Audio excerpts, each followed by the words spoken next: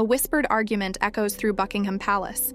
Queen Camilla leans close to King Charles, her voice sharp, urging him to rethink the future. At stake? Prince William, the heir everyone assumes will be king? Is Camilla really pushing Charles to sideline his own son? Why would she risk it? Today, we're unraveling this explosive royal drama, the truth behind the rumors, and what it means for the crown. Buckle up. This is a bombshell you won't forget. Let's dive in. March 2025, and the royal family is still reeling from a brutal year. King Charles, now 76, is battling cancer, a diagnosis that hit in February 2024 after a routine prostate procedure. He's been open about it, pushing through treatments while keeping up appearances, visiting cancer centers, shaking hands in Rome, even joking with the Pope. But whispers are swirling, darker than ever. The latest? That Camilla, Queen Consort, is maneuvering to block William as Charles's heir. It's a claim so wild it sounds like fiction, but it's gaining traction online, from X posts to tabloid headlines. Could there be any truth to it? Or is this just another storm in the royal teacup? First, the basics. William, 42, is the Prince of Wales, Charles's eldest son, and first in line to the throne. He's been groomed for kingship since birth. Briefings, state visits, even a stint in the RAF. He's married to Catherine, father to George, Charlotte, and Louis, and runs his Earthshot Prize, a global climate initiative. The public loves him, or at least trusts him to keep the monarchy steady. Charles, despite his health, shows no sign of stepping down. Abdication isn't his style. Look at his mother, Elizabeth II, who reigned until 96. So why this talk of Camilla meddling? To get it, we need to unpack the players, their history, and the palace's power games. Camilla's story starts long before she was queen. Born Camilla Shand in 1947, she met Charles in 1970 at a polo match. Sparks flew, but she wasn't royal. Marriage material, too earthy, not aristocratic enough for the old guard.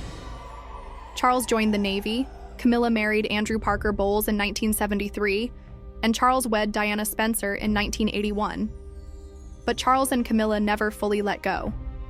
Their affair, reignited in the 1980s, became a public scandal. Diana's "three of us in this marriage" line cut deep. By 1996, Charles and Diana were divorced. Diana died in 1997. Camilla, vilified as the other woman, stayed in Charles's life, marrying him in 2005. Fast forward to 2022. Elizabeth dies, Charles becomes king, and Camilla's crowned Queen Consort, a title Elizabeth endorsed. It's a remarkable arc from pariah to queen, but not everyone's cheering. William's relationship with Camilla has always been tricky. He was 15 when Diana died, old enough to know Camilla's role in his parents' collapse. Sources say he was civil but distant in the early days, meeting her reluctantly at Clarence House in 1998. Over time, he warmed. Camilla never tried to mother him or Harry, keeping her distance from their upbringing. By 2024, they're allies of necessity, both supporting Charles and Catherine through cancer battles. William's seen Camilla's grit, stepping up when Charles was hospitalized in March 2025, hosting events solo, charming crowds. But forcing Charles to refuse William, that's a leap. Let's break it down. The rumors' roots are murky, but they trace to social media, where speculation thrives. In April 2025, posts on X claim Camilla's whispering to Charles, pushing him to alter the succession. Why?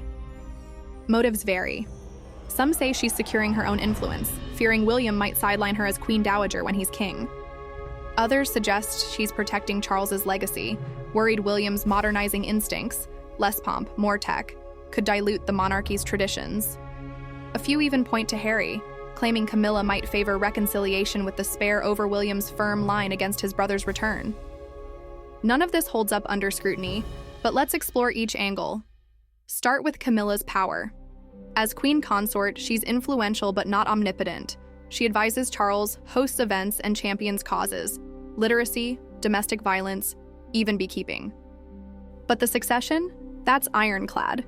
The 1701 Act of Settlement locks in the line, Charles, then William, then George. Only Parliament can change it, and that's a non-starter. William's too popular, the public too invested. Camilla could whisper all she wants. Charles can't just refuse William without sparking a constitutional crisis. Plus, Charles adores his son. He named him Prince of Wales days after becoming king, a clear signal of trust. The idea that Camilla's twisting his arm against William ignores their bond. Then there's her motive. If William becomes king, Camilla would likely be Queen Dowager, a respected but secondary role. She'd keep her charities, her Wiltshire home, maybe a palace apartment. William's shown no sign of wanting to banish her, as some tabloids hint. Their public interactions, joint appearances at Ascot, shared laughs at garden parties, suggest mutual respect. Camilla's no fool. She knows rocking the boat now risks her hard-earned acceptance. After decades as the villain, she's finally liked, even admired. Why jeopardize that to block William, who's inevitable anyway? The Harry angle is juicier, but flimsier. Harry and Camilla aren't close. His memoir spare calls her dangerous, accusing her of leaking stories to boost her image.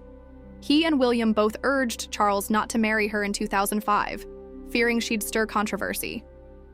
Reconciliation with Harry is a stretch. Camilla's reportedly wary of him and Meghan, especially after their Netflix jabs. If anything, she'd back William's hardline stance, keep Harry at a distance, titles intact but no royal role. The idea that she'd push Harry as heir over William is pure fan fiction. Harry's fifth in line, living in California, out of the game. So where's this coming from? The palace's secrecy doesn't help. Charles's cancer treatment, ongoing since 2024, breeds uncertainty. His brief hospitalization in March 2025 for treatment side effects sparked a flurry of rumors when William was told late, fueling talk of family rifts. Camilla's high profile during Charles's recovery, she led a D-Day event, hosted a literacy gala, makes her an easy target. To some, her visibility looks like a power grab, especially with William and Catherine pacing themselves post-2024's health scares. Catherine's cancer-free but cautious, focusing on kids and select engagements. William's juggling Earthshot, homelessness campaigns, and dad duties. Camilla's prominence fills a gap, but it's read as ambition by skeptics. History plays a part, too. Stepmothers in royal tales, think Cinderella, rarely get good press. Camilla's past as Charles's mistress fuels distrust. Posts online recycle old wounds. She broke Diana's marriage. Now she's after William's throne. It's emotional, not rational. Diana's legacy looms large. William's her spitting image, her charm, her warmth. Any hint Camilla's against him feels like a betrayal of Diana's memory. Never mind that Camilla's never publicly slighted William. Perception trumps fact in the court of public opinion. Let's look at Charles. He's no puppet. At 76, he's stubborn, set in his ways. He spent a lifetime waiting, longest-serving heir apparent at 73 when he took the throne. He's not about to rewrite the succession for Camilla or anyone. His reign's about legacy, environment, arts, a leaner monarchy. William's his partner in that, not a rival. Charles's health is a wild card, sure. If he weakens, regency talks might surface. William stepping in as interim leader. But that's procedural, not Camilla pulling strings. Charles trusts William. He's said it publicly, praising his bold ideas at a 2024 climate summit. William's not sitting idle either. He's building his own power base. In April 2025, he swaps lawyers, ditching Charles's firm for Mishcon de Rea, Diana's old team. It's a quiet flex, less reliance on the palace machine. His Earthshot prize is global, his homelessness initiative personal. He's modernizing on his terms, less tied to Charles's traditionalism. If Camilla were pushing against him, William's got the clout to push back. He's not just heir, he's the future, and he knows it. The public's on his side too. Polls show he's among the most trusted royals, neck and neck with Catherine. Camilla's own moves don't scream conspiracy. She's settled into her role, patron, of 90 charities from osteoporosis to animal welfare. Her Wiltshire home, Ray Mill, is her retreat, a sign she values independence, not control. She and Charles have separate spaces, Highgrove for him, Ray Mill for her, a deal they struck pre-marriage. It's practical, not a sign of scheming. Her public comments stay safe, praising Charles's resilience, cheering Catherine's recovery. If she's plotting, she's hiding it masterfully, leaving no trace beyond rumors. The palace's PR machine fuels the fire, though.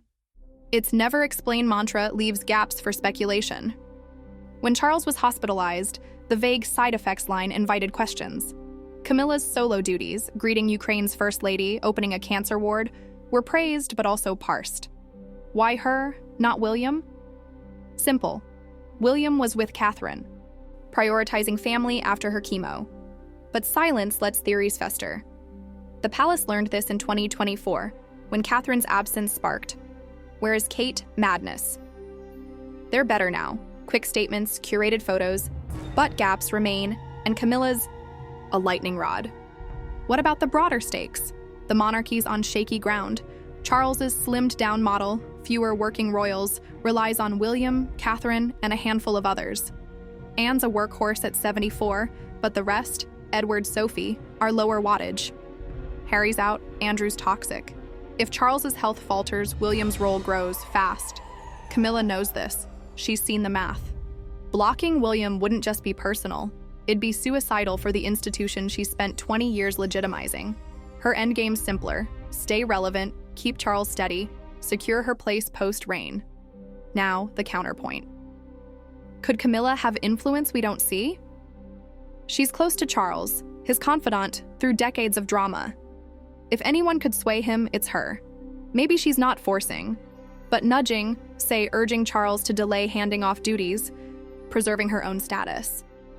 William's independence, like his lawyer switch, might irk her. She's old school, loyal to Charles's vision. But nudging isn't refusing an heir. It's palace politics, not a coup. Charles listens to Camilla, but he's king, not her pawn.